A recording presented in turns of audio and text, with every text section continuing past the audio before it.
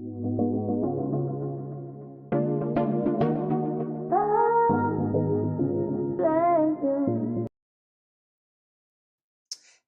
fam, it's Jazz. And I'm Jaden. And we're coming to you live with the vibe. Come join the tribe. What tribe? JJ Tribe. Hey, what's good, family? What's good, family? Today we are back with another spicy topic. That's right. That's right. And if you were able to see by the thumbnail, we will be talking about Wallo and Black businesses. Yes, but before we do, we're checking YouTube Studio to make sure everything's all right. YouTube Studio says excellent condition, so we're taking YouTube's word for it. Excellent. Yes. Family, please feel free to leave comments in the chat. We love interacting with you all. And also let us know if you can hear us. Yes, don't be scared. Don't be scared, family. That's right, because we are diving deep this evening. Yes, but we have to warn you, if you are a part of the He-Man Woman Hater Club or the I Don't Need a Man Clan, please get out of here. Get your ass out of here. That's right. Also, this is an adult show, so please, you don't have to send your kids to bed, but just don't bring them here. Yes, and that includes grown-ass kids. Man, that's a fact. There's more grown-ass kids coming day by day. They're increasing in number, family. It's a shame. It's become an epidemic. Yes. So we got to kick all the lames out. That's right.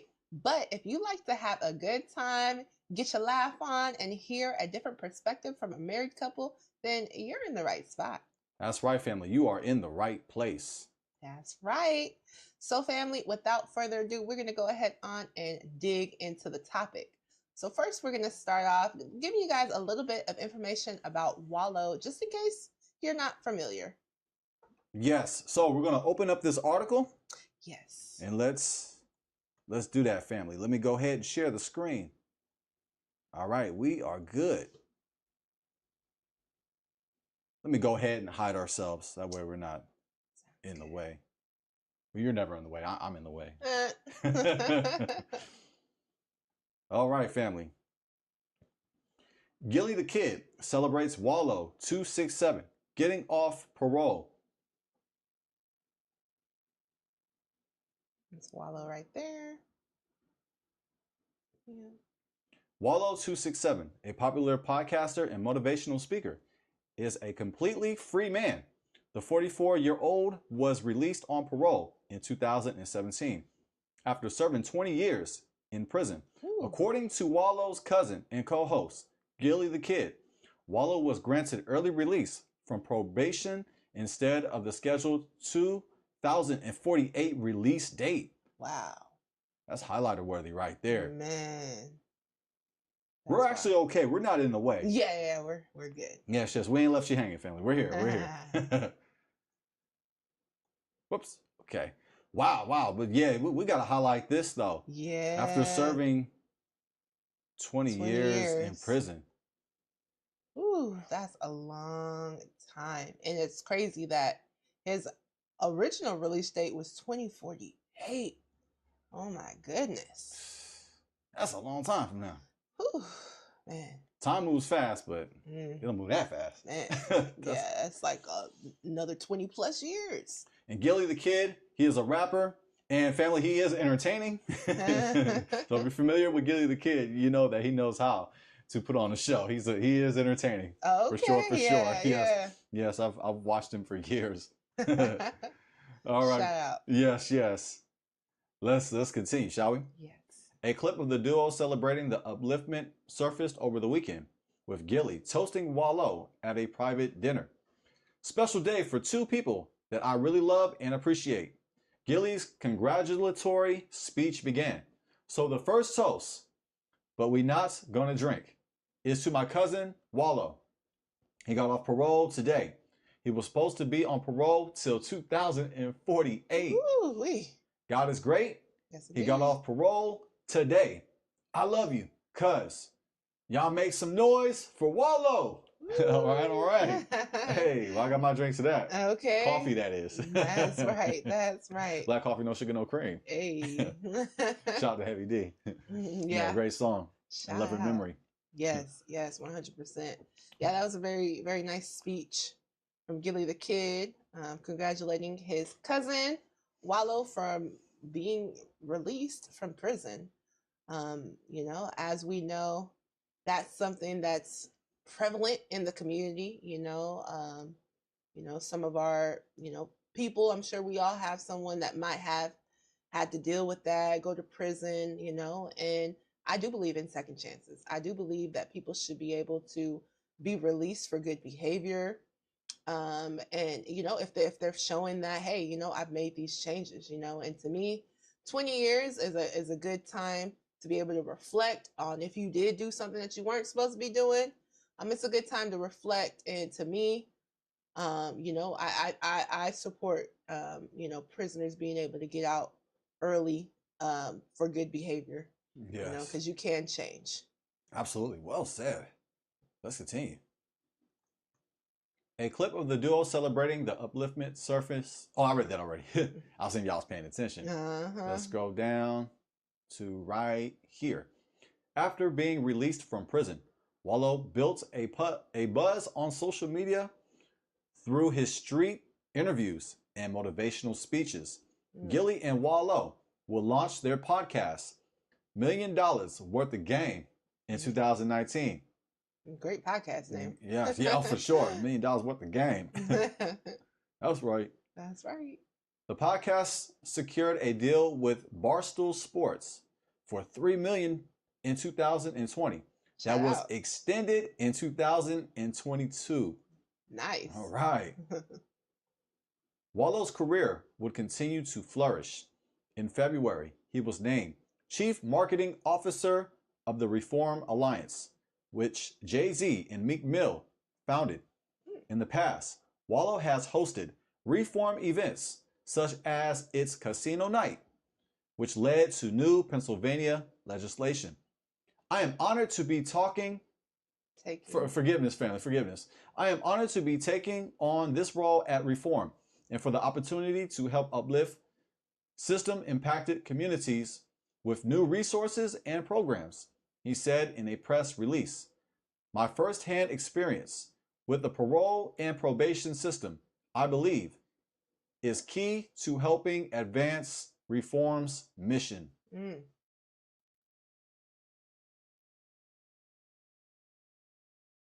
In other news, Wallo was featured on the new Big X The Plug album, Take Care, which was released on Friday, October 11th. Throughout the album, he delivers motivational messages about family, friends, and accountability. Other artists collaborating with Wallo include Larry June, Tusi, as I said, Tusi, Yep. and Conway the Machine. And that concludes this article. Yes. From hot97.com. Yes. So yeah, family, that's a little bit of background on him. So from the sounds of it, once Wallo was released from prison, he seemingly was changed, right? He began starting a podcast with his cousin. The podcast clearly did a really great job, and they were able to get sponsored.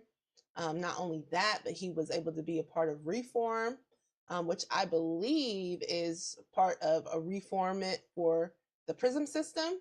So I think that's really great, And so recently, he's been in the media a lot because of something controversial that he said about Black-owned businesses. Yes, but first we want to give credit where it's due. That's right. I got to give Wallo his credit. Shout out to Wallo. Shout out to Gilly the Kid. Yes. I like the fact that it is family oriented. They're building a business as a family, as cousins. That's right. And it's great to see his transformation. That's right. Being locked up for such a long time and getting out early and making extreme progress. That's facts. Let's give them credit. Let's give Wallo credit, and let's celebrate our wins, family, as a community. That's right. Yeah, Because yeah. that is underrated. We do not celebrate our wins enough. That's a fact. That's a fact. Yeah. Big shout out to Wallo for, the change that he has made, and the positive impact that he has created, because he has created a positive impact for those people who've been following him.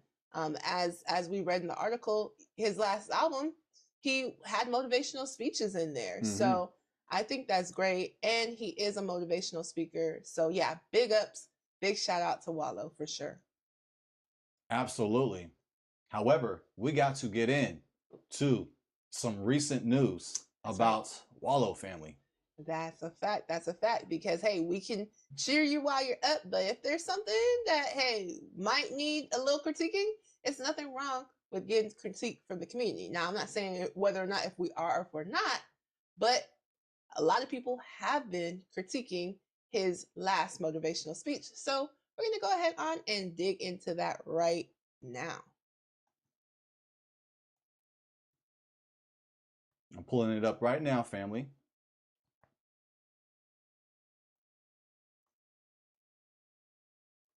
Just give me a second.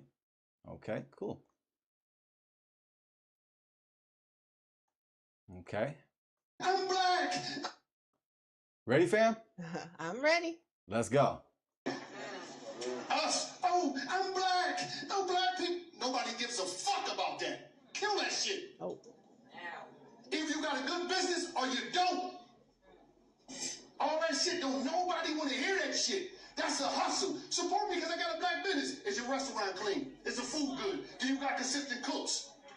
Is the material on your shit good? Stop doing that. Oh, you support the white people. No, I support consistency, baby. Yeah. Well, fuck about what color you is. I'm gonna spend my money. That paper, I'm gonna spend them deals where the fuck I want to spend it at.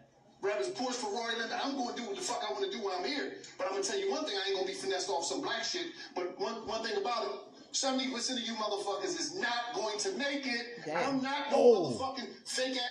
Oh. Wow. Wow. You going in, boy. It's like he just no filter at all. Just I'm going for it. Yeah. Shit. But one thing about it, 70% of you motherfuckers is not going to make it. Wow. I'm not no motherfucking fake ass motivational speaker that talk this dumb shit. I'm the #1 nigga in the country. You know why? Y'all seen me come out of the penitentiary. I make millions and I make millionaires, baby. You understand me? I come from the ghetto. Us? Oh, I'm black. No black people. Nobody gives a fuck about that. Ooh. Oh man. Wow. I can definitely see why people were in an uproar about what he has said here, because it doesn't come off very motivational. Only 70% of them are going to make it. Only only 70%. Only 30% of them are going to make it. Yeah, 70% of them are not going to make it. Yeah, so, that's motivation right there, boy. Well, maybe. Depending on how you like motivation, I guess, right? Man. You want to play it again? Yeah, let's go ahead on. We're going to play this again, family. Oh, fam. Wow. Us? Oh, I'm black. No black people. Nobody gives a fuck about that. Kill that shit. Either you got a good business or you don't.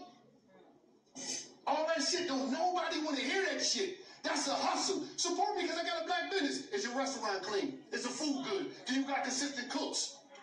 Is the material on your shit good? Stop doing that. Oh, you support the white people. No, I support consistency, baby. Yeah. Well, fuck about what color you is. I'm gonna spend my money. That paper, I'm gonna spend them deals where the fuck I want to spend it at. Yeah. Well, fuck about what color you is. I'm gonna spend my money. That paper, I'm gonna spend them deals where the well, fuck about what color you is. I'm gonna spend my money. That paper. I just want to make sure I heard. So I had to get 3 confirmations, fam. If you're wondering what I was doing, like Jaden, just want to make sure I heard what I heard. What color you is? I'm gonna spend my money. That paper, I'm gonna spend them deals where the fuck I want to spend it at. Grab his Porsche, Ferrari, I'm gonna do what the fuck I want to do while I'm here. But I'm gonna tell you one thing, I ain't gonna be finessed off some black shit. But one thing about it, 70% of you motherfuckers. He's not gonna be a finesse off some what? Off some black shit. Off some what? Finessed off some black shit. Off some what? Finessed off some black shit. I just want to make sure. Okay. Okay, I'm kind of sick. No, that's cool. We would make sure that we are all hearing I had this some stuff in my ears. I wanted to make sure, you know. He said he is not going to be finessed off some black. You heard it. So does that mean I'm surprised he said that? You could have said I'm not going to be finessed off of nobody, but he just specifically was pointing to the black businesses. So he's definitely not going to get finessed by a black business, is what he's saying. No, I mean, man.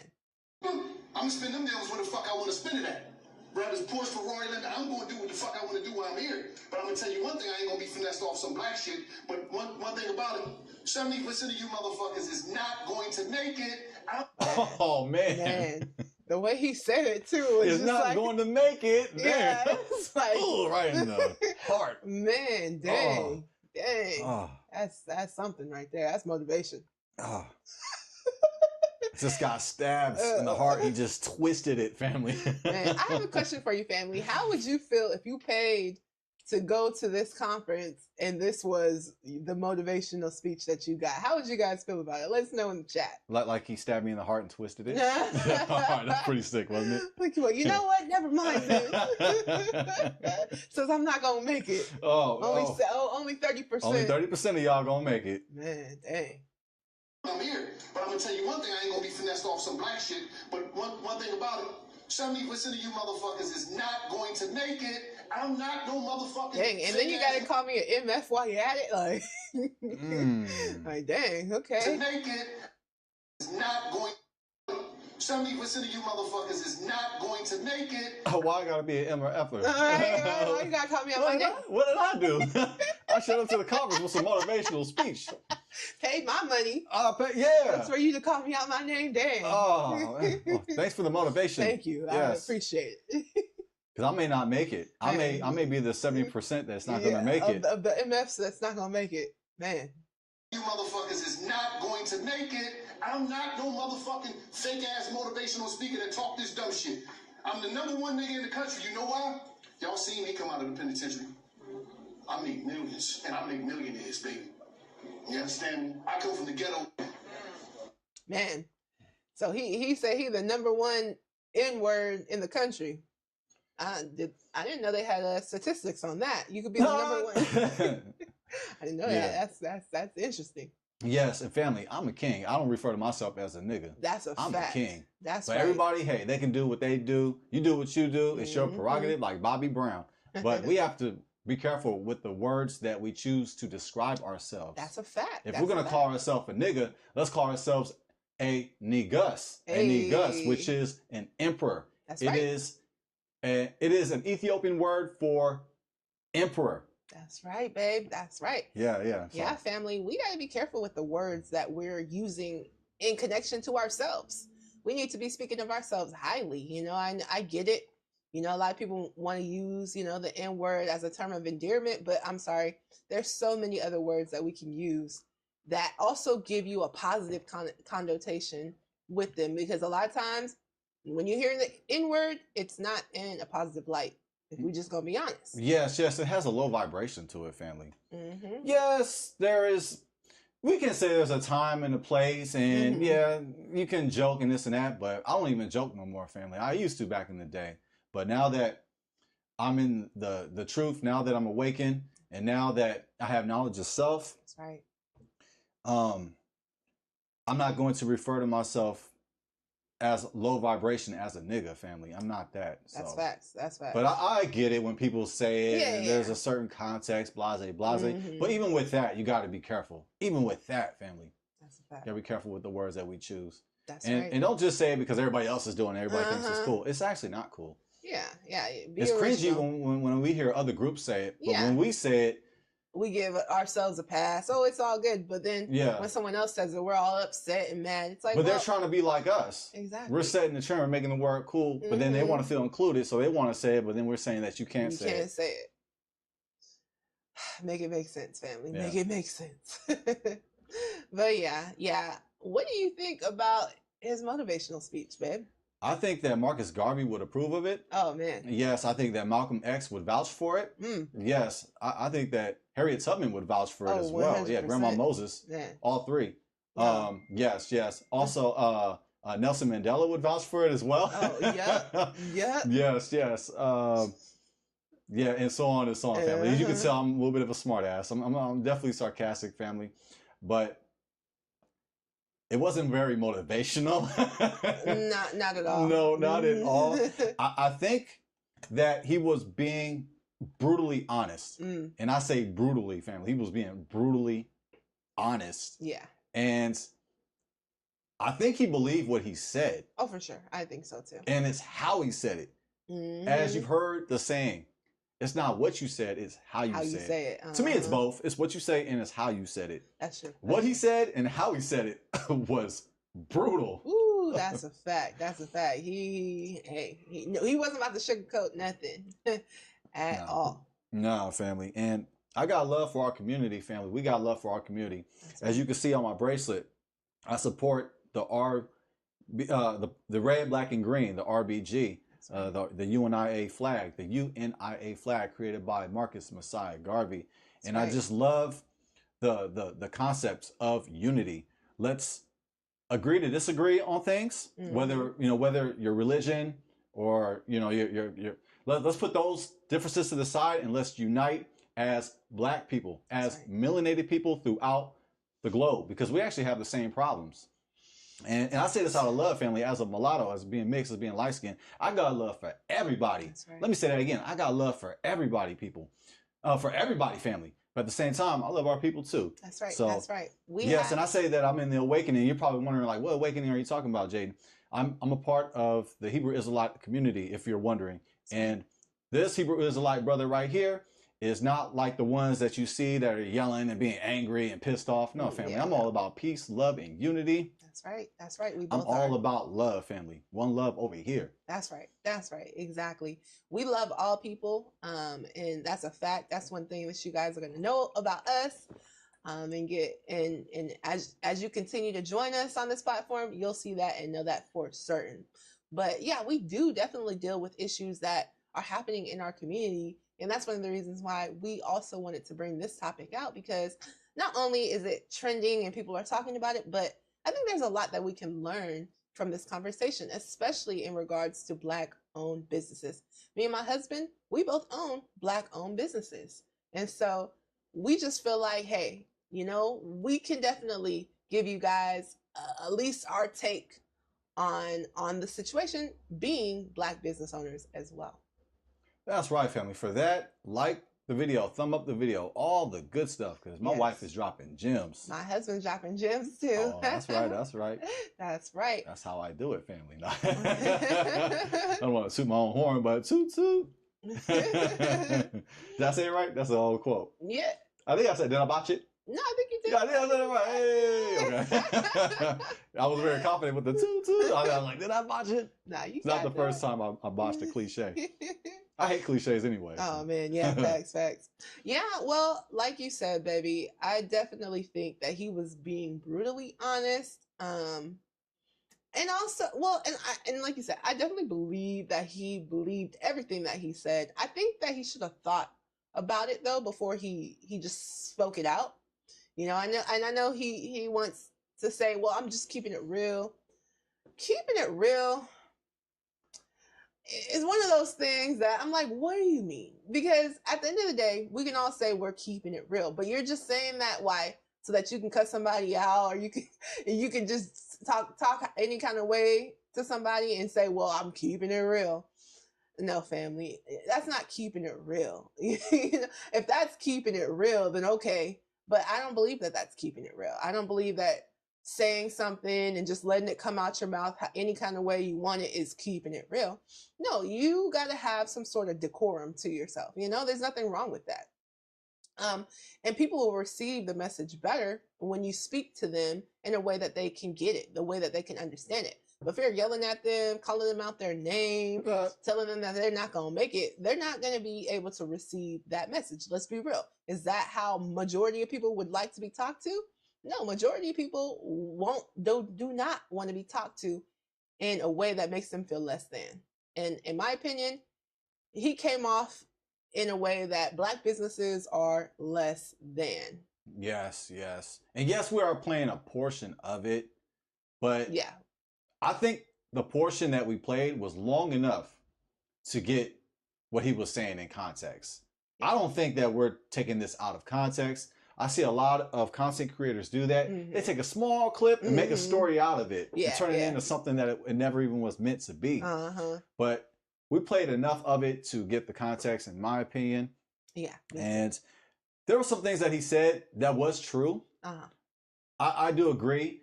You just can't necessarily say that, okay, since I'm a Black-owned business, that we can't hold ourselves to the highest standard. That we can just have a subpar, below average business. So there's truth in that. For sure, for sure. But I'm definitely not going to label and just bunch and just assume that all Black businesses are like that. Yeah. I'm not going to jump out the window and assume, because when I assume, I make an ass out of you and me. ASSUME. That's right. So I think there's some truth to what he's saying, though. If I'm going to be objective and hear his side of it, like what are some of the truth that he did bring out? There are some Black-owned businesses out there that are not very good businesses. That's right. If we're just going to keep it a buck. However, there are many white-owned businesses that are not very good businesses. That's so it goes everybody can get it. Family. Everybody can get Every group out there.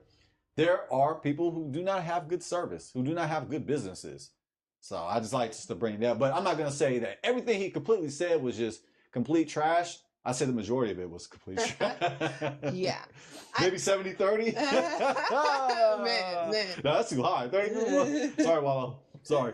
Sorry, Wallo. Yes, objectively, respectfully. Yeah, objectively and respectfully.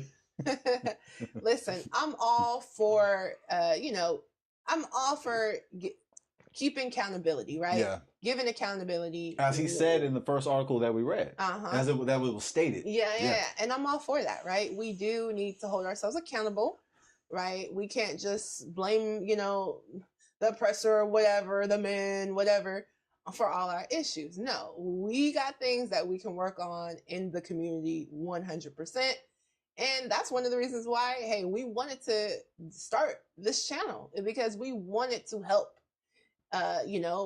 in the community any way that we could, and, just give our perspectives, because we do see certain things that, hey, we could work on as a community. However, like I said earlier, I do think that it's all about how you say things. And I just think that the way that he said it wasn't in a way that a lot of people would be able to receive it, because it did come off like, oh, well, your Black businesses ain't shit, and you're not gonna make it, and I'm not gonna get scammed from you. Mind you, then he talked about Porsche and Ferrari, and he's gonna spend his millions with them. I mean, cool, you and every other rapper, right? But and I'm not saying there's anything wrong with Porsche and Ferrari. I'm not saying that, but I do think it's interesting that he compared a Black-owned business to Porsche and Ferrari. Mind you, we all know that Porsche and Ferrari are expensive cars. But being finessed or being scammed by a Black business, oh no, I would never do that. I mean, some people might say that you paying that exorbitant amount for a car for a brand name could be a scam. Ooh. Oh. Some people going in, baby. You going in. Some people would say that. Yeah, for sure. For sure. But hey, and there was a hint of arrogancy as well, like especially at the end, where he was basically like giving himself credit. Yeah, I'm the number one. Yeah. Yeah, it just wasn't. It wasn't humble. No. Not at all. No. So yeah, and that's something I kind of noticed in the community, that sometimes we get a little money, and we get arrogant. Boy, we get arrogant. We be like, well, we done made it now. And I think that's something that us in the community can work on as well. Listen, it tells us in the Bible that we are to be meek, we are to be humble. So even when you get your bag, when you get your money, when you're making your millions, it doesn't mean that you should talk to other people, especially in your community, like they ain't shit, Yeah, because they're not where you're at. Yeah, exactly. And J. Cole said it best. Pride is the devil. That's right. It is, family. Pride is the devil. That's a fact. Well, family, that was a little bit on that. We will definitely come back around to this, but a lot of people have been talking about this subject, the subject of supporting Black owned businesses. Should we support them? Should we not support them? Are we giving preferential treatment to Black owned businesses or no? And so we are going to check out some more clips from some more influential people, some more people in the community who have podcasts, who have a social media presence, and get their perspectives as well. So without further ado, we're going to go ahead on and get into this video as well. Black people have the worst customer service in the motherfucking world. And you... Whoa! Off the rip, though. Woo, like, goodness. The worst businesses in the world? That's a strong statement. Man, I quite didn't hear that. Man, we have 2 ears. That means we have to hear it twice to get it the first time. Black people have the worst customer service in the motherfucking world. And you can say that you don't agree with that because I don't give a fuck why. If we get our customer service better, we'll make more business. Bottom line. So you can say whatever you want. When you go to the Chinese restaurant, they nice to you. They, hey Ray, how you doing today? No, they just as mean. Hey, I don't go to the fucking... Hurry up and buy. Hurry up and buy. I feel so sorry for your mother. She said, my mama. What you say about my mama? Oh, yeah, all right. I'm sick. I used to laugh at that from business. Sorry. Oh, I repented though, family. But when he was like, I don't know why I thought that was funny. Are we going to edit that? I mean, we live. Family, we give you some edutainment. That's right. Edutainment. We're giving you education and entertainment. That's a fact. It's Saturday night, family. It's Saturday night. Yeah. We loosen it up, and hey, we all know. Shout out to Minister Society and Don't Be a Minister. Yeah, Don't Be a Minister. Spin-off. Oh, man. I agree with what she said. Me too. You say whatever you want. When you go to the Chinese restaurant, they nice to you. They, hey Ray, how you doing today? No, they just as mean. Hey, I don't go to the fucking Chinese restaurant. All right, but you know what I'm saying, Ray. I don't go. We can I'm speaking for Ray. I'm speaking for Ray. At the end of the day, agents don't sit there and say, hey, your customer service has to be perfect. Your product has to be A1 before I support you. They support you. So, she brought some back. Yeah, especially with the Chinese community. Yeah, the unity is on point, family. 100%, 100%. And I will say, I do go to Asian markets and places like that. And I'm going to just be honest with you. They're not all up in my face, smiling, waving, and trying to treat me the nicest as can be. Like, if we just going to be honest. So sometimes it does come off like we hold our Black businesses at like a super, super high standard, you know? Yeah, for sure. For sure. Ways to support you. So Sue in the West End from American Deli she's a very customer service driven individual. She understands. Shout out to the one agent. Oh my God. Sue moved to the West End. And Sue started selling wings. And now you can take a selfie with Sue. You can have a good time with And Sue. Sue only plays Gucci like music. She does. Like So did that make That's gospel music, right? Gucci. Yep. Gucci. That good old Gucci gospel. No, that's called catering to your audience. Catering to your customer services. Oh, well, she's playing Gucci Man, so she's part of the culture. There's some genius to it though. There's some ingenuity there though. Oh, Yeah. for 1,000%. Yeah, for sure. Don't think that just because people are playing Gucci or just because, you seeing them use you in their promotion, whether that be commercials or whatever the case, that means that, we love you. Now that means we're marketing to you. Please spend money with us. Yes, they know their customer. They know their avatar, which is actually family. That's a gem actually. Oh, for sure. makes sense why he's defending. Whether she likes Gucci or not, she knows her customers. Mm-hmm. So she's playing to her audience. She's playing That's right. She understands her audience. So y'all can go to Black people restaurants because you can take So selfies. We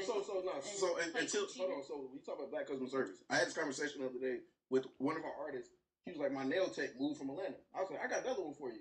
She asked me, she was like, she Black? I was like, yeah. She's like, nah, I don't want to go there. She probably don't do feet. And she probably gonna charge me an arm and leg. And I was like, the fuck? She's like, every Black nail tech she went to in Atlanta, I was like, I'm not gonna touch your feet. They charge you an extra a reservation fee, and then they give you shitty service when you get there. And I was like, damn, that's fucked up. We can't even have. Bro, I spent. Do you want to elaborate on that?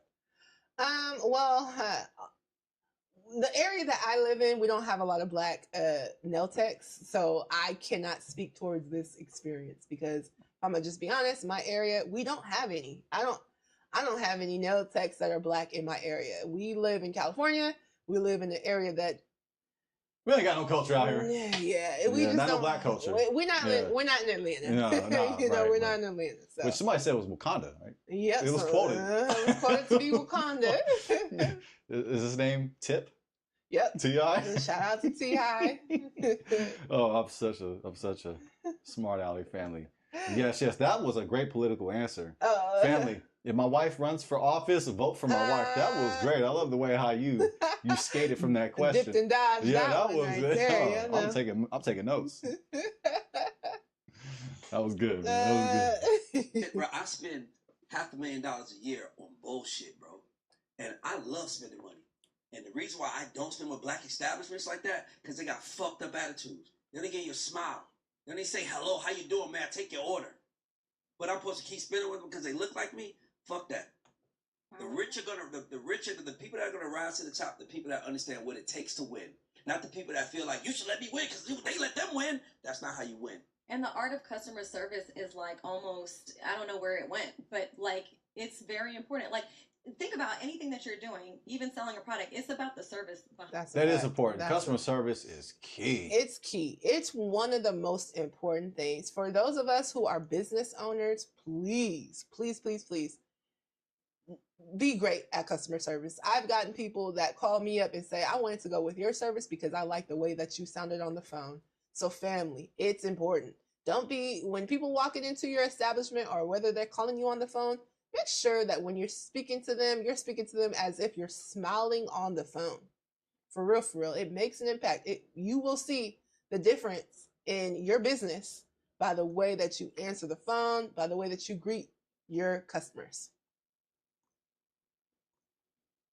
Behind it. So I think we have to amplify. It is the only thing that matters. The only thing that matters is the service. We are in the service. The product matters too. Product matters as well, but the service matters even more. But I don't agree with that. I think the product matters as well, though. I wouldn't just say it's the only thing. Yeah, I know. That's what he said. I don't think it's the only thing. But I will say I think that the service matters even more than the product. Make sure your product's good. Yeah. As long as it's decent. Yeah. As long as your product's decent and you got great customer service, people are gonna go to it. Because let's be real, we've all gone to them restaurants that got the nice vibes. They got, the customer service is great, but the food might just be, it's okay, right? But you enjoyed it because of the experience, right? And so I think that's important to know, right? You can have great food or whatever. Your product can be amazing, but if your customer service ain't there, people are not going to buy from you and people are not going to return. It's the service. We are in the service business. I am in the service business. I am successful. 16 years later, I love Tehran. Guess why you love Tehran? Because Tehran understands when I walk in this bitch, I'm a service. Yeah. You don't look at this bitch and walk in like I'm the biggest songwriter in the world. Y'all all need to bow down to me. That's why we rich. And my thing is a black man that has made millions of dollars and want to see other black people make millions of dollars. I know the one thing that's the difference is the fucking attitude. That's why I yell. Is that true? The difference is the attitude. Did he take like a vote or I know, right? Did he go to every black-owned business in Atlanta? Like, where's the statistics for that? Yeah, that's a good question. Where are the statistics? Because I'm a statistics guy, family. I'm a stats guy, so I gotta see how true that actually is. Yeah. Or is it just something to say at the moment? I think it's something to say. I think, I went to a couple of, I think for most people, I went to maybe a couple of black-owned businesses and maybe they didn't get treated like royalty. And so therefore, all black businesses are this way. That's called a fallacy. Yeah. Yeah, that's a fallacy to do that. Just to take a few sample size, and therefore, all black businesses, they're all trashed. Exactly, exactly. That's a fallacy, family. That's a fallacy, right? Because you can go to different places. Now, Atlanta is a city, right? So, I thought it was Wakanda. It's Wakanda. Wakanda. It's all right. Right. It's the city called Wakanda. But also, too, you got to understand that because Atlanta is a major city, kind of like New York is a major city, the people there and maybe even the way that they come across can be maybe a little bit more aggressive or not as like kind, right? However, if you maybe go to like New Orleans and you go to a restaurant there, you're going to really see that Southern hospitality, right? And they could be black-owned businesses.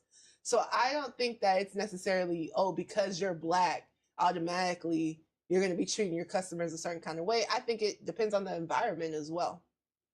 Oh, for that family. The collection plate is going around. I'm going full screen. Make sure that you donate. Hey, Cash, good checks, good checks, food stamps, money orders. money orders. Yes, yes. Vouchers. Voucher, yeah, food stamps. Yeah. Yep. Section 8 vouchers. Section 8 vouchers. Yep, Yes. all of it. All of it. Bitcoin, Ethereum. We're just playing family. No, we're not. Unless you're gonna do it. Yeah. Oh, yeah. Unless you're gonna do it. I'm like, we're playing. My husband said we ain't playing. we playing. We playing. Unless you're gonna do it. That's right. The attitude is the difference. And if you fix your attitude, everything else will follow. But you think, well, they ain't gotta fix their attitude. Well, we ain't them. We ain't them. Because if we was them, we would be where they are. We are us. And the thing that's holding us back is we don't treat each other with respect. We don't treat each other like we're thankful. We don't. I worked at McDonald's and I worked at Chick-fil-A. That changed my life. When I worked at McDonald's, they told me the goal is to get the customer out in 45 seconds. 30 seconds or less. That was the goal. They ain't say smile. They ain't say none of that. They said the goal is to get them in and out 30 seconds. When I went to work for Chick-fil-A, they was like, we're going to pay. They asked me how much I made per hour. I told them. Then they said, we're going to pay you $2 extra for that. Then I'm 16, Dina. $2 extra an hour is a lot when you're 16. So he was like, and I smiled. And he said, you know what I'm giving you that extra $2 for? Your smile. That's a gem. Yeah, thanks. I don't care if you're cooking. I don't care if you're sweeping. I don't care what you're doing. You need to have a smile on your face. And meanwhile, that's why when we see a Chick-fil-A, you'll see fucking 50 cars in line and you'll wait, right? But if you see a McDonald's with 4 cars, you're like, the line's too long, right? Because they don't fucking stress customer service. So hold on, stop. So I'm trying to teach you. You like way going in, though. Okay. How to get to a certain place, and you don't want to accept that you got to change your motherfucking attitude if you do. And instead of change your attitude, you want to bring up what Asians do. I don't know if the motherfucker is smiling by the way they talking. I don't know their culture. I know our culture, and I know our culture. Black women have bad attitudes, and so do a lot of black people. And oh man, he was working until he said that. I know. Oh, he just threw all black women under the bus. Oh man. Yep, because he's met all black women for sure. The thing is that we want to make money, then fix your motherfucking attitude. Or you'll be off and you'll see another motherfucker that smiled and they'll be like, they only picked her because she's white. No, we picked her because she smiled. We picked her because she smiled. Yep, that's why. I think the whole idea that, oh, well, you know, black women or black people are not friendly, it's false. Obviously, we know that's false, right? I mean, come on now. I just think that people want to make their little points, you know, oh, well, you know, because I think like my husband said, a lot of stuff he was saying was 100%, right? Like, we're not sitting here saying, don't hold black businesses accountable. We are all about accountability. So that's right. Yes, there are things that we as black business owners can improve on 100%. Again, the attitude can be worked on, but me and my husband, we were in Atlanta last summer. And what I will say is that I didn't feel like any of the places that we went to, and we did go to a black-owned spot. Yeah, remember that one? No, I'm just kidding. I'm just playing. Yeah, out of all the black-owned spots, you said it was one? I thought we went to more than one. We went... I'm not remembering remembering everything. I thought it was at least more than one, though. Yeah, but nevertheless, every restaurant we went to had someone black there, right? Had black service people, whatever the case may be. And, I mean, have you guys gone to Waffle House? Like, the customer service is actually very nice. Family, right? like my wife put me on Waffle House.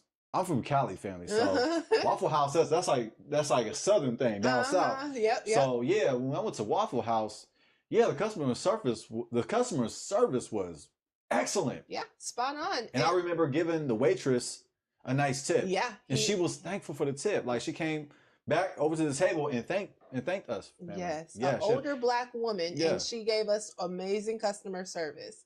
We went to a really nice, popular black-owned restaurant, and I remember the people coming in, checking in on us, speaking to us. There was no attitude.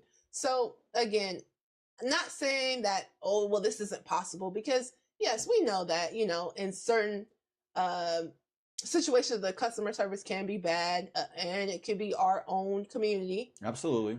So we're not saying that that's not possible, but to just lump every black-owned business, or to just lump all black women or black people as having attitudes and not giving good customer service, is really detrimental. Even in Oakland too, the black-owned businesses that we went to, Yeah. excellent. Yeah. Excellent family. We have not had an issue with black-owned businesses. No. Not as far The as customer service and the product was on point. But yeah, go ahead, baby. You working? Yeah, no, 100%, baby. You know, one thing that I think we do notice at black-owned businesses sometimes is that, you know, maybe the price might be a bit more expensive. And it's understandable because, again, we don't have as much capital to buy in bulk like that. So the prices may be a bit more expensive, right? So that's one thing I noticed. The prices may be a little bit more expensive. And also due to the fact that a lot of black-owned businesses don't have that additional capital, there may be certain things that are broken. You know, I remember supporting a black-owned restaurant here where we live at, which is in the Central Valley, and you know, good food, customer service was good. Unfortunately, their griddle, where they cook the food on, it was broken, right? So we had to wait a long time for the food to come out. They were trying to troubleshoot it, right? So that, you know, obviously because they were new, you know, we gave them grace, you know, and we actually went back again. And, you know, unfortunately that time they did have something else going on. But at the same time, you know, I kind of give them grace because I understand that, like, okay, you're starting this business, you probably don't have a whole lot of capital. As we know, the statistics show us that Black people don't get that many business loans. So, you know, they're working with the capital that they have. And I'm going to kind of dig The a little black bit. dollar goes in like what, 6 hours? Yeah, only 6 hours, Only right? 6 hours. And a lot of times we don't have that additional capital to really pour into our businesses, especially high cost businesses like restaurants. Restaurants is a heavy cost business. And it's unfortunate in our area, especially, we're speaking for our area in general, a lot of the Black owned businesses, they don't last very long. And it's disappointing. It's sad, and I definitely think there's certain reasons for that. And we're gonna go ahead on and dig into that a little bit later on in this episode because we do have some more things to get off into tonight before we give our final thoughts and do some questions. Yes. And on a side note, this coffee that I'm sipping on is Black owned. That's right. Black and bold, family. Black and bold. Black and bold. Yes. That's right. And 5% goes to our youth. That's facts. Yes. And the coffee is excellent. Yeah. Me and my husband, we try to support Black businesses as much as we can. Yes. That's just something that takes effort. It does take effort. You take some Googling. You got to do your Google. Mm-hmm. You gotta read around and yeah, it does. But you know, that's just something we chose to do because we do understand that business is not easy, especially being a Black owned business is not easy. So we do try to support, but you know, also we support everybody. I want to make that clear as well. That's right, family. That's right. Yes. Okay, family. So we're going to go ahead on and dig off into another clip. And this is, we're going to go ahead on and dig off into this post by Lil Duval. Now, Lil Duval. Look at my best life. Hey, shut up. Now, Lil Duval, he likes to talk occasionally about Black owned businesses. And here is what he said. I never understood why people feel they have to keep reminding you that they Black owned. I think that takes away from your business. Just sell a product and who gravitates to it will gravitate to it. You got to stop trying to force people to care.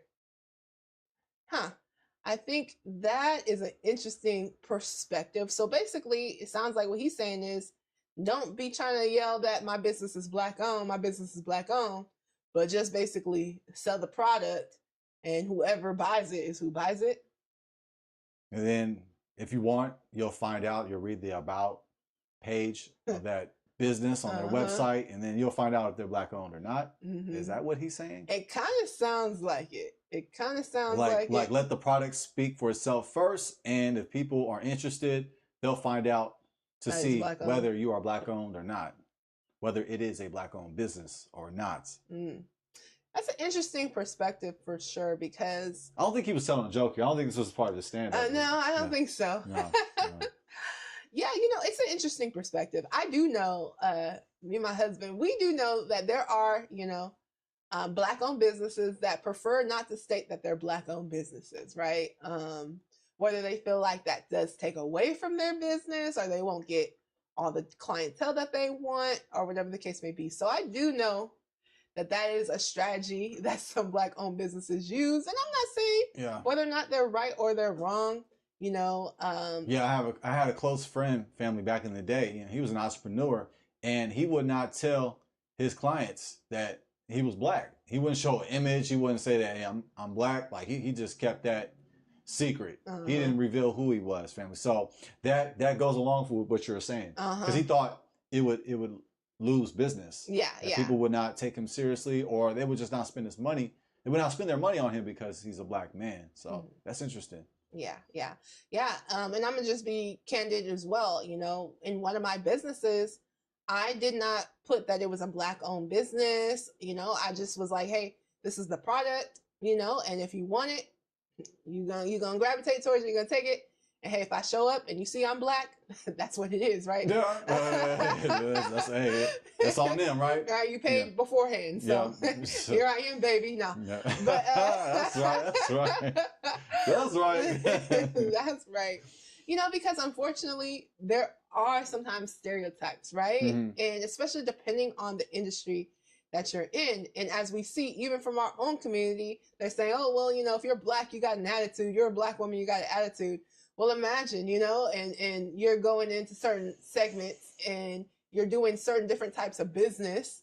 And, you know, they got this preconceived notion on the type of service that you're giving, right? So in some cases, I could understand why some Black people would be like, you know what, I'm not even going to say that this is a Black-owned business because I don't want people to stereotype my business.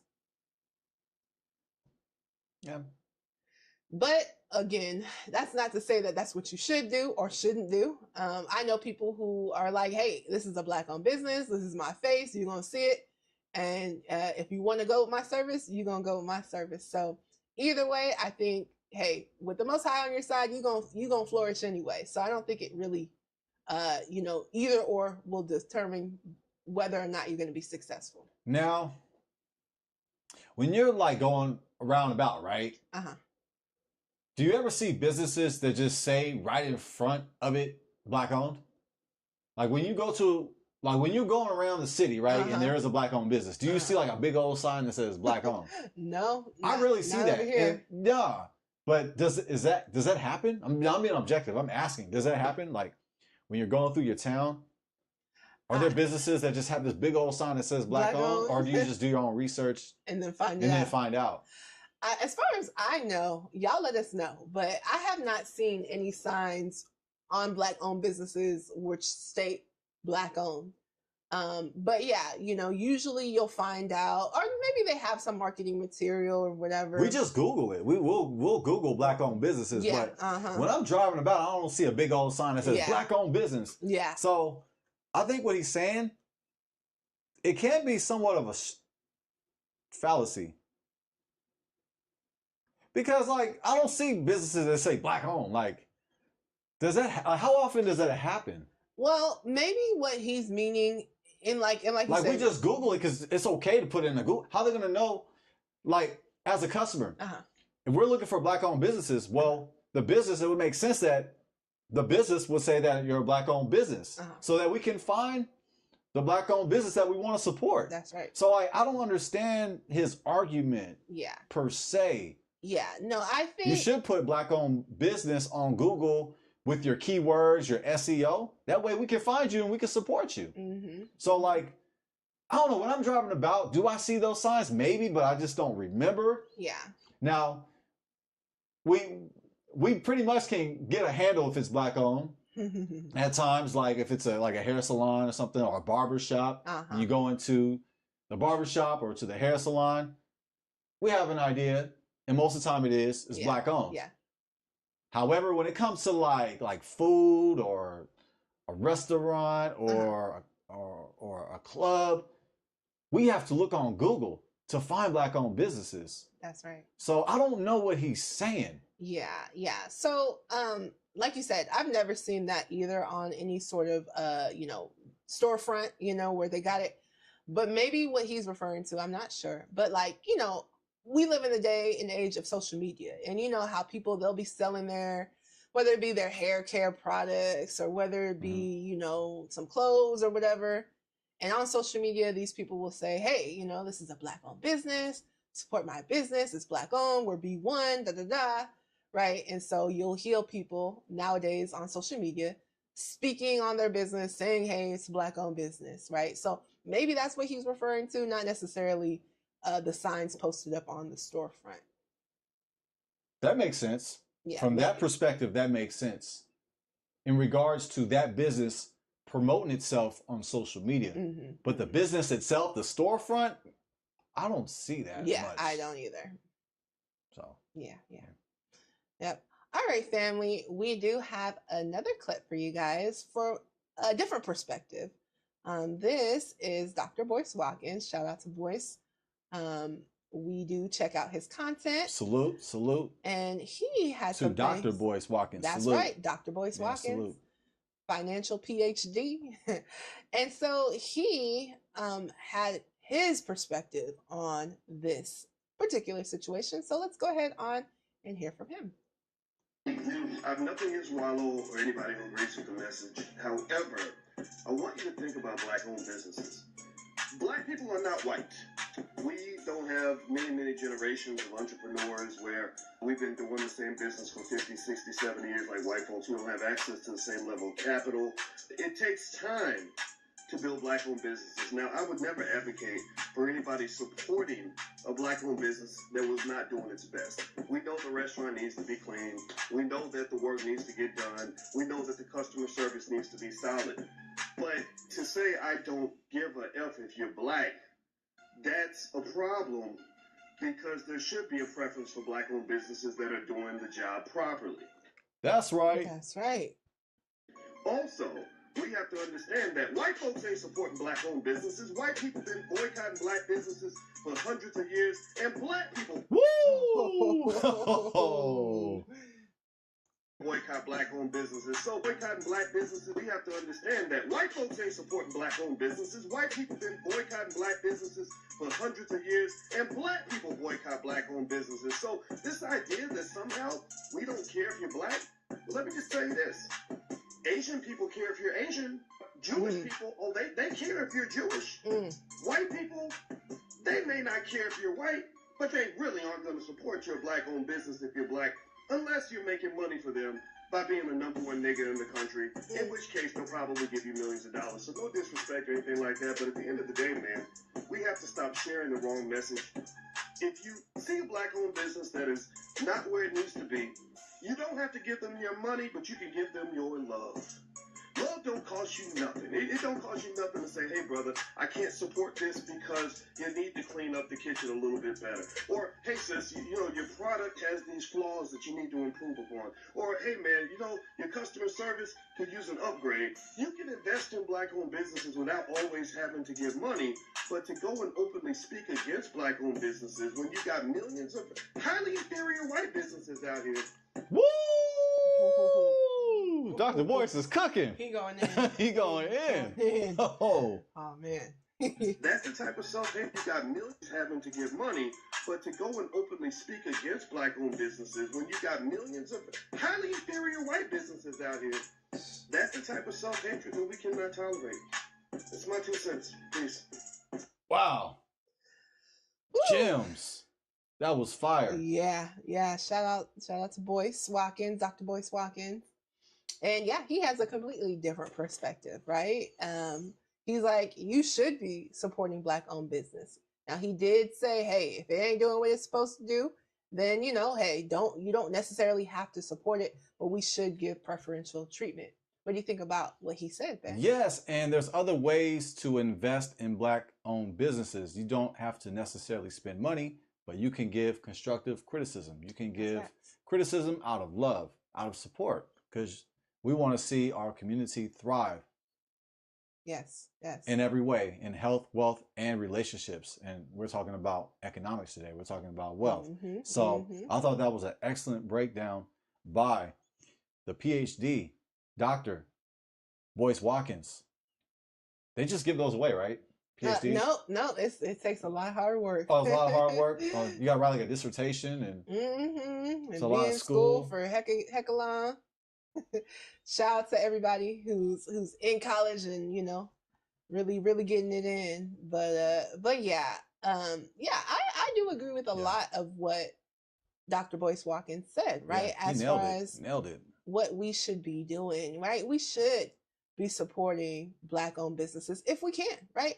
If you can support it, do support it. And hey, if there's something that ain't right, feel free to give them that constructive criticism in a respectful way, okay? Right. Yeah. And give them, that respectful, constructive criticism. I mean, like I was saying earlier, there have been Black-owned restaurants in our area, right here in our city, and unfortunately, a lot of them have not lasted very long. And I think, like Dr. Boyce was saying, because we haven't been doing this for years and years, and this business isn't like something that's been passed down, we're kind of trying to figure it out as we go, right? Yes. And because the capital isn't there like it is in some of these other communities where, hey, they practice group economics where, hey, we're going to all come together as a family, as a group in our community, whether it be the Jewish community, the Asian community, all respect to them for right. doing this group economics, Yes, right? Where yes. they all come together and say, okay, we're going to all come together and put in some money for this business so that you can flourish, right?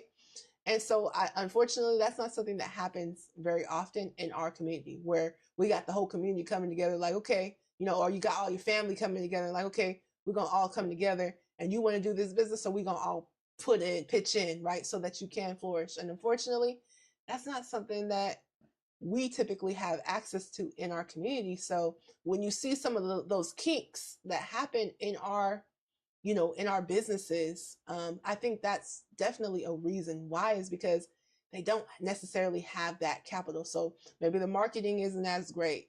Maybe, they do have maybe slower service because maybe they don't have as many staff that they can pay, to work there, or, they opened up a new business and some of the things that they need to get the food out is broken or something, right? So, as we know, doing a restaurant is an expensive business.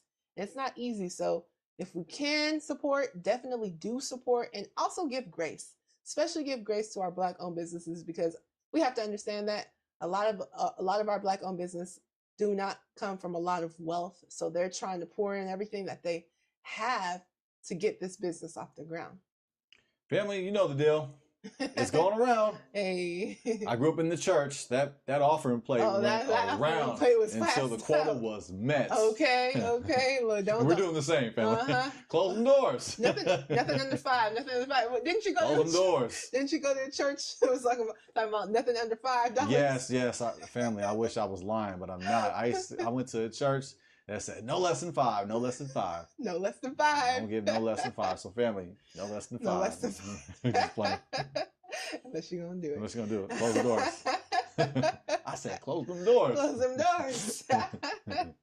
Hey, and if you guys haven't checked out, please feel free to check out our last episode where we did do a deep dive on those pastors who seem like they some money hungry pastors. Let's just be honest. Yes, you'll understand. Close the doors. You'll get the joke. Yeah. Marvin Sapp. Yep. So feel free to check that out. Shameless plug. Yes. But it's worth it. But as far as what Dr. Boyce was saying, I do agree with, and we have to give grace to our businesses, family. We have to give grace. And a little later on, I'm going to give some suggestions, but for now, let's go ahead on and dig into some of these questions, baby. All right. So, is Wallo keeping it real, or is he tearing down his own community? He's tearing down our community by keeping it real. Hey, I see what you did there. Yes, it's both. Yeah, I put it together, but it's actually both. And I'm not a fan of keeping it real. It's not biblical to keep it real.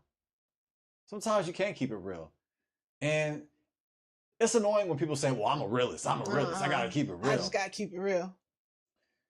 People are not going to receive what you're saying if you're keeping it real. Like, as you said earlier, So to answer that question, short and sweet, he is, whether if he knows it or not, maybe that wasn't his intention. Mhm. He was just in the moment. He was going in, making this point. The point in regards to being a great company, having great customer service, having a great product. Maybe he was just making the point of just being a great business and was just throwing those points in there, saying that I don't care if you're black owned or not. It's just, we're definitely taking it the wrong way. Definitely. So, Yeah. yes, it's how he said it. It's what he said. And whether if he knew it or not, his words were tearing down our community. Yeah. No, And he did it by keeping it real. Yeah. No, I agree. It's interesting how with Wallo, how he was speaking on how he was keeping it real and his tone, right? All the while talking about how these businesses have bad attitudes or how, these businesses aren't coming to par. But this is how you are talking to black people. Oh, yeah, right. And this is your business, right? Yeah. Being a motivational speaker is your business. That's hypocrisy. Man. That was, I did not think about that. Clearly, I didn't see that. Let's just point out, a lot of, this is something we could point out. Yeah. This is your business as a motivational speaker, and look at you talking to black people in the way that he was talking to them, all on the keeping it real. So if these other black-owned businesses took you as an example and was like, well, this is how you talking to, this because you keeping it real, and this is how you talking to, these are people who paid for these tickets, I'm assuming, to be at this motivational conference. Mm-hmm. So those are your customers, and that's how you're speaking to your customers on the keeping it real. So then how can you then talk about black-owned businesses and how they are as far as the customer service goes? Should I go around again? That was fire. Well said. Yeah, well so said. Maybe he should take his own advice. Or not. Because he's the number one. Yeah. Okay. Shout out. Okay. So do you think Wallo would have made the same comments if he was speaking to a room full of white business owners? I don't think so. Because why would he make those comments? He's speaking to a different audience. Yeah, I don't think he would say that. I just don't see why he would say that. Like the stuff he was saying, bashing black-owned businesses and saying, I don't care if it's black-owned or not. There's black sugar honey iced tea. I don't think he would say that around a group of white business owners. If anything, if he was to say that, they'd probably act cringy because they don't want to appear racist. No, but yeah. This they is don't not want to to appear say. racist. You know what we're talking about, family. You have a certain group of Caucasian people who do not want to appear racist. Now, whether if they're racist or not, they keep that behind closed doors. They try not to get caught. However, they do not want to appear to be racist. So they probably give a cringe expression or something on their face. Yes. And again, we are not saying that all white people are racist, just to be clear. No, we're not. No, we're not. No. Just making a point here. Yeah, just making a point, that's all. Yeah. But no, I agree, right? Because he was specifically in front of black business owners. I do believe that, that's the reason why the conversation went the way that it did. However, do I think that, he would have been using all this profanity and curse words if he was in front of a white audience, regardless of what the conversation was about, and speaking on their businesses? I don't think he would have did that either, Like, I don't think he would have been calling them motherfuckers, and telling them that they're not gonna make it. Yeah, I don't see that. Think he would have did that. No. So, yeah, I think we gotta stop giving, because we talk about how we don't want to give black-owned businesses, and how he was specifically talking about how he didn't want to give black-owned businesses like basically preferential treatment. Okay, well then why are you treating us like this when we come into your motivational conferences, right? You giving us preferential treatment then by cussing us out and telling us we're not gonna make it. Man, I don't know, family, but yeah, I hopefully in his next motivational conference, he gets this constructive criticism and he changes some things about that speech because if we just gonna be honest, the speech was trash. Respectfully. That's right. Yes, were there some points that he made? Indeed. However, Kind of, sort of. Kind of, sort of, right? Yeah, kind of, sort of. However, we gotta season our words with salt, family. Okay. Another question. What responsibility do you think public figures like Wallo have when speaking on Black economics? None. You gotta keep it real. Gotta keep it real. Gotta keep it real. All right. So, what responsibilities? A huge one. We have to watch. Gotta watch our tongue, family. Like our words are important, family. That's we right. can speak life and death with our words, family. Yes. They say sticks and stones won't break my. Well, they say sticks and bones. Hey, sticks and stones won't break my bones. Well, but words will never hurt help me. That is a lie, family. Words can hurt. Yes, yes. We have to be careful with our words. That's right. That's right. I would actually like to share a scripture, if that's okay, family. I just want to share a scripture. Please do. I'm not preaching. I just want to share a little something Yes. Yes. from the Word of God. Amen. Great job. All right, let me go ahead and pull it up. What responsibility do public figures like Wallo have when speaking on Black economics? You have to be careful with your words. Extremely do. careful.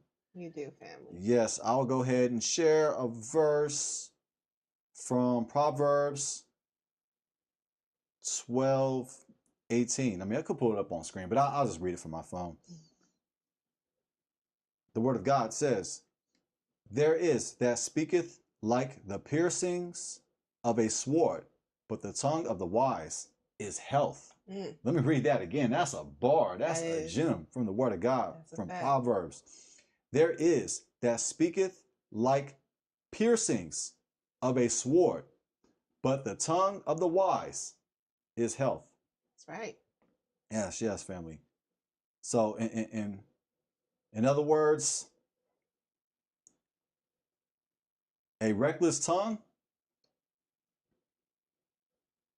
can pierce you like a sword. That's right. You can do damage to somebody with your words. You can hurt people with your words. And I believe that Wallo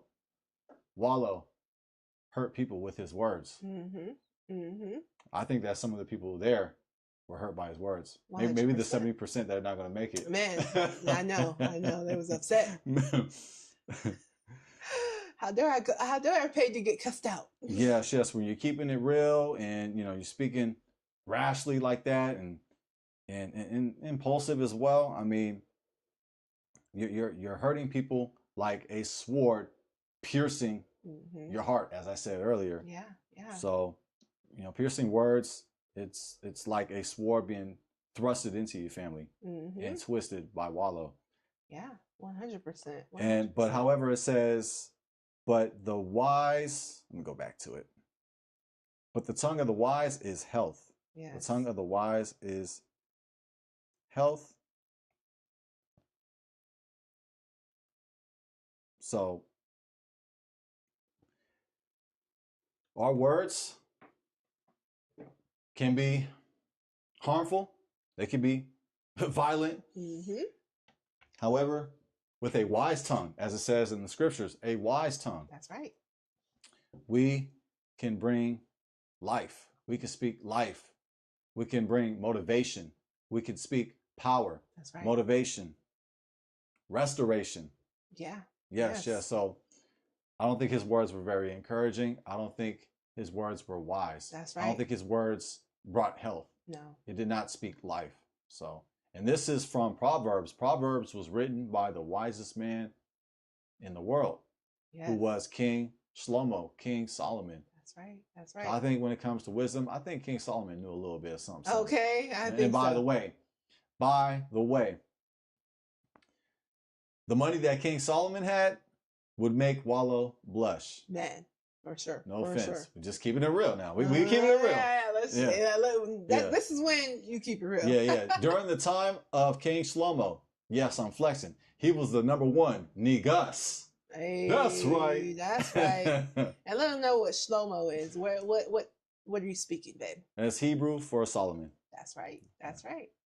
Yes, 100%. It also says in the Bible that harsh words stir up, oh man, sorry family. Harsh words stir up wrath, right? So let's make sure that when we're speaking to people, we're not trying to stir up wrath. We're not trying to make people angry and upset when we're giving them these harsh words, right? And talking about some we're keeping it real. No, you don't gotta do that, right? You can speak to people in a soft tone and you're gonna get more from them, right? So family, let's not on the basis of keeping it real, be talking to people any old kind of way. Yes, and a wise tongue, family. Wisdom in Hebrew, it's skill. We think it's like just karate quotes or something. We think it's something Mr. Miyagi would say of a karate movie. Mr. Miyagi, wax on, wax off, Daniel-san, and Junie-san. That's a good. That was a good impression. It was about 8, about 7, about 70%. About 9. About 9. Oh, it was 9. It was okay. I love karate movies, family. They're like funny. I don't think they're meant to be, but they're funny. Especially the ones that you can't read, like, oh, you can't. Just like Jackie Chan, like Rumble in the Bronx back in the day. Oh, that was hilarious. Oh man, when his English wasn't the greatest. Yes. But yeah, with our words, we speak. Our words, like a wise tongue, as it says, is a skillful tongue.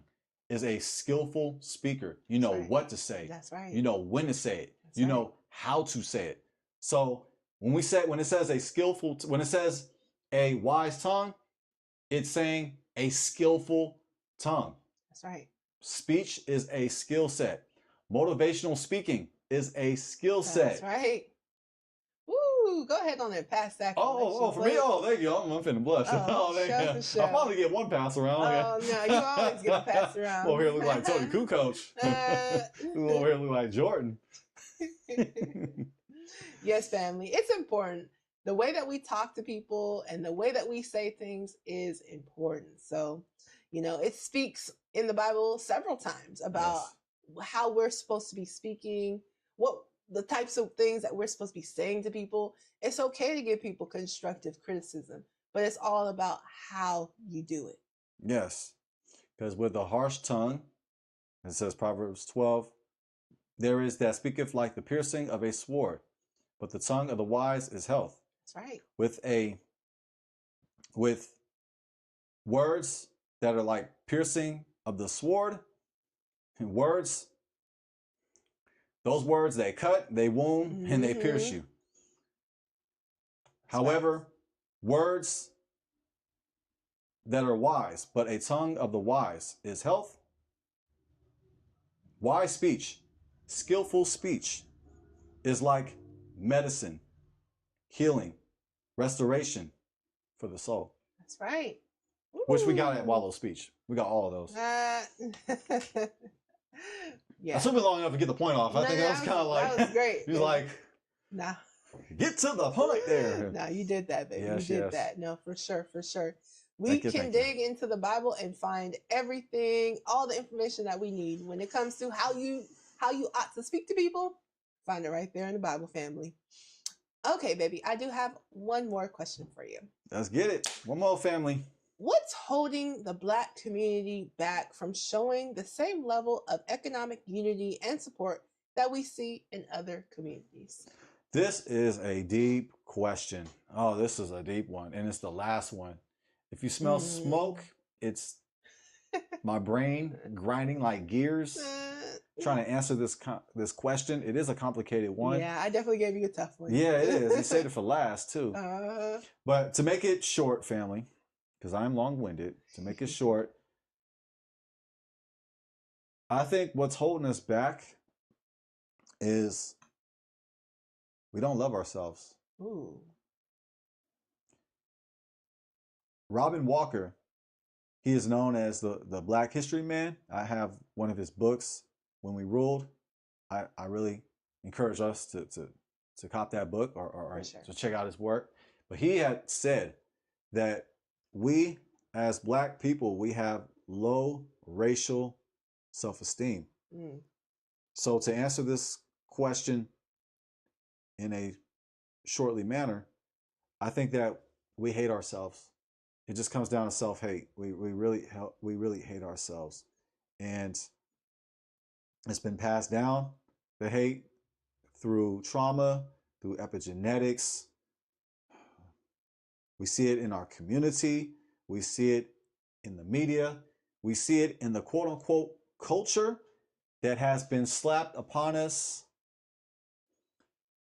And family, let me go ahead and share something with you. That culture, it's not culture.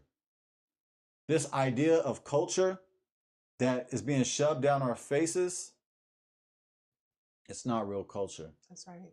That's right. When you look at the Chinese community, they have culture. That's right. When you look at the Jewish community, they have culture. That's right.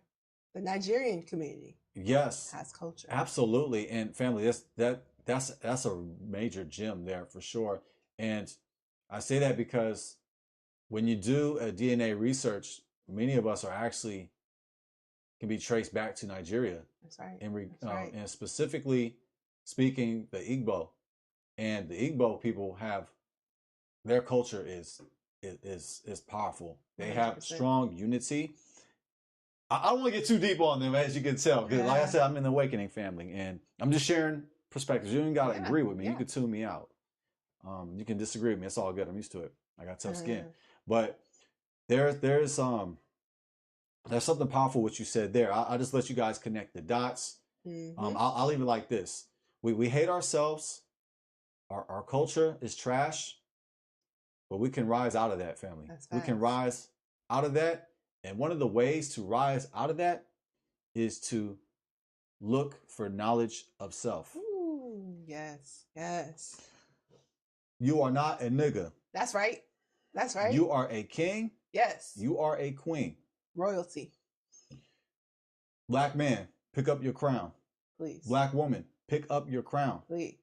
One of the ways that you can do that is look for knowledge of self. That's right. That's right. I'll give you some hints. I'm not going to just give you the answer.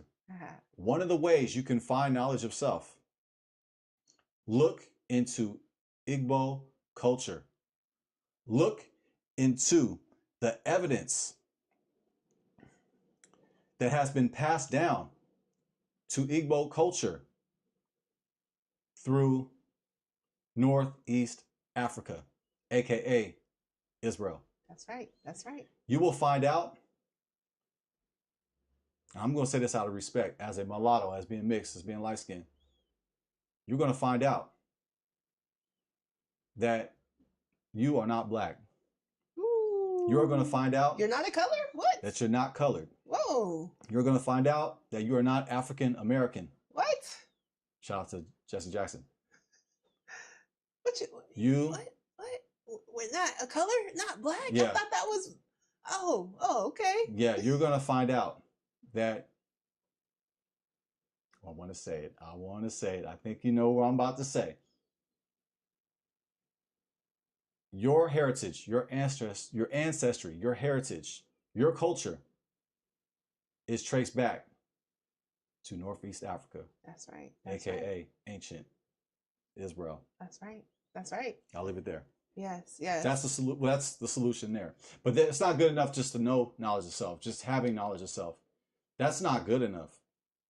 That's not, but it's a starting point. It's a starting point for sure. It's a starting point, and you'll find out when you look for knowledge of self, you have a culture. You do. You'll find out that you have a language. That's right. You'll find out that you have a diet. That's right. You'll find out that you have economics. That's right. That's right. So I'll leave it there. I'll leave it there. 100%. Yes, yes. It's Those enough breadcrumbs. I'll just drop in breadcrumbs there. Breadcrumbs. Yes. Family, feel free. And also, too, family, feel free. If you guys want more information, leave a comment. Let us know. We'll be happy to give it to you. But yes, it's important, right, for us to seek after self-knowledge, right? Because unfortunately, in the school system, a lot of us were taught that we were slaves and that was it. Family, we're so much more than that. So much more than that, and I think it's important for us to do our own research and really understand who we truly are, right? Also, of course, the Bible tells you who you are. Simply put, the Bible tells you who you are through the Most High.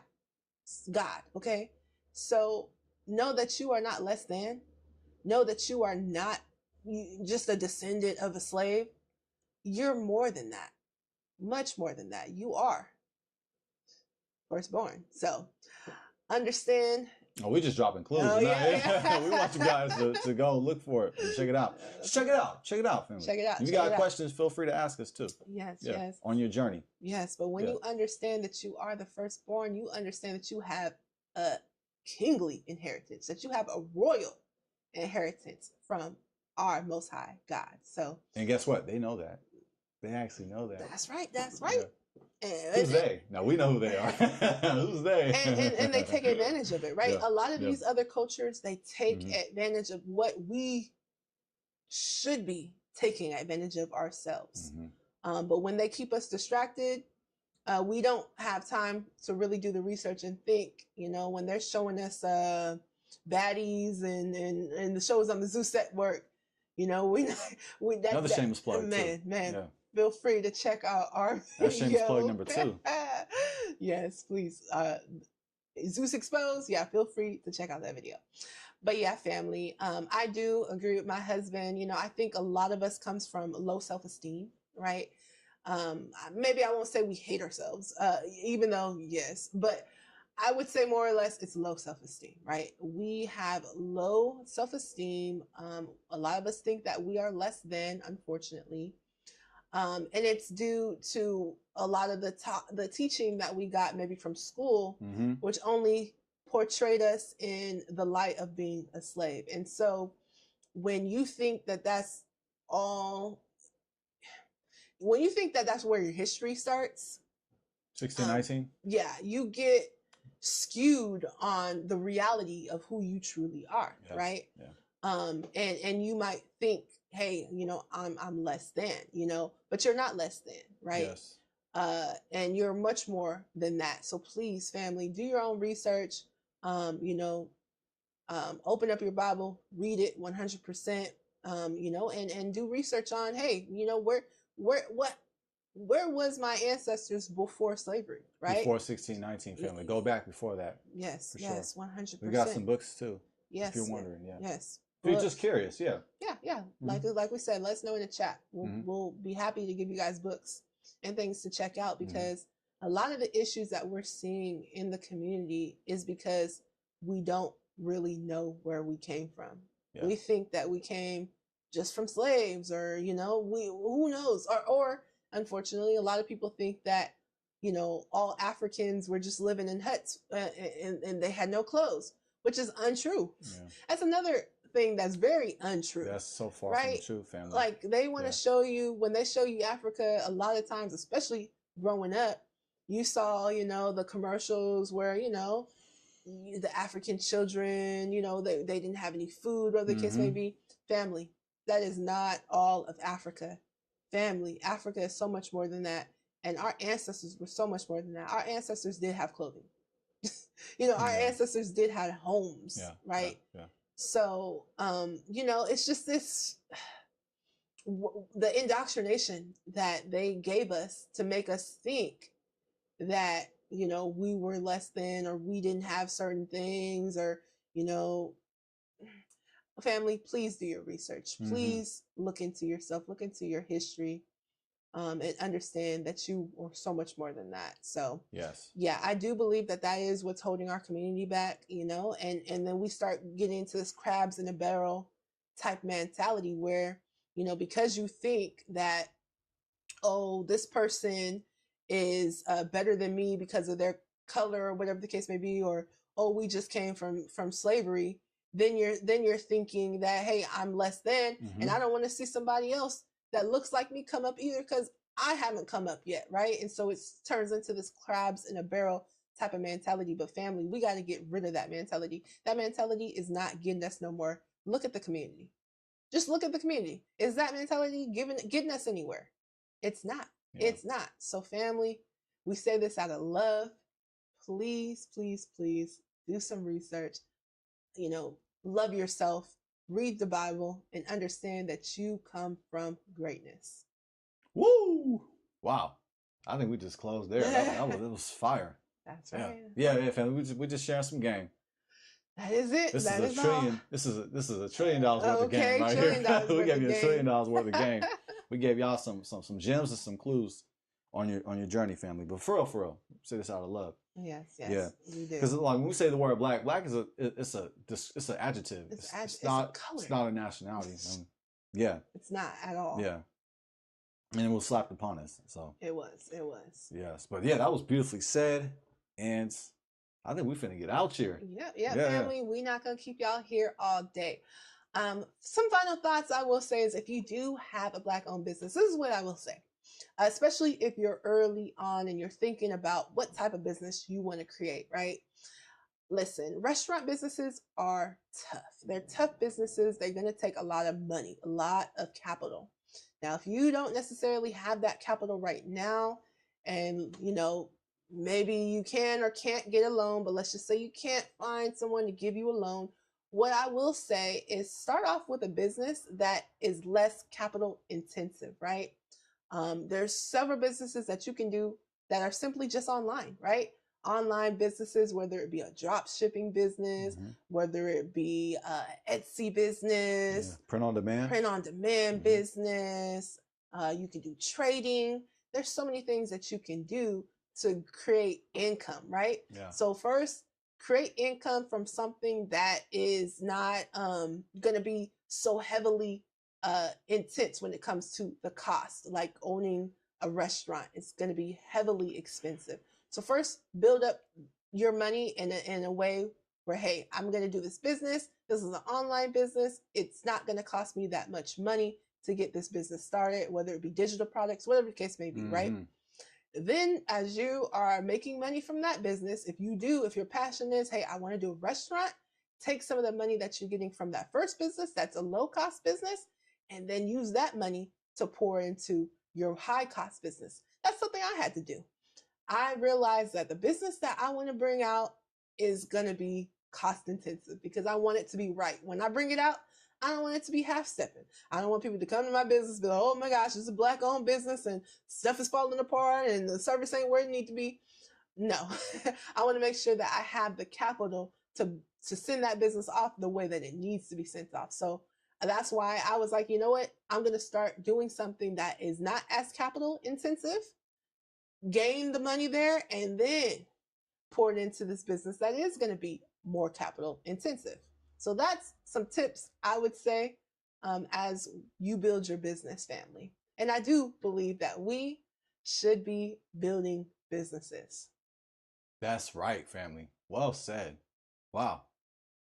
Well, on that high note, I think we should just sign off. That's right. Yes. Well, family, thank you guys for being here with us. Please like, share, comment, and subscribe. And we're not embarrassed. We're not ashamed to say we love you, family. Yes, we do. And until next time, it's Jazz. And I'm Jaden. Peace.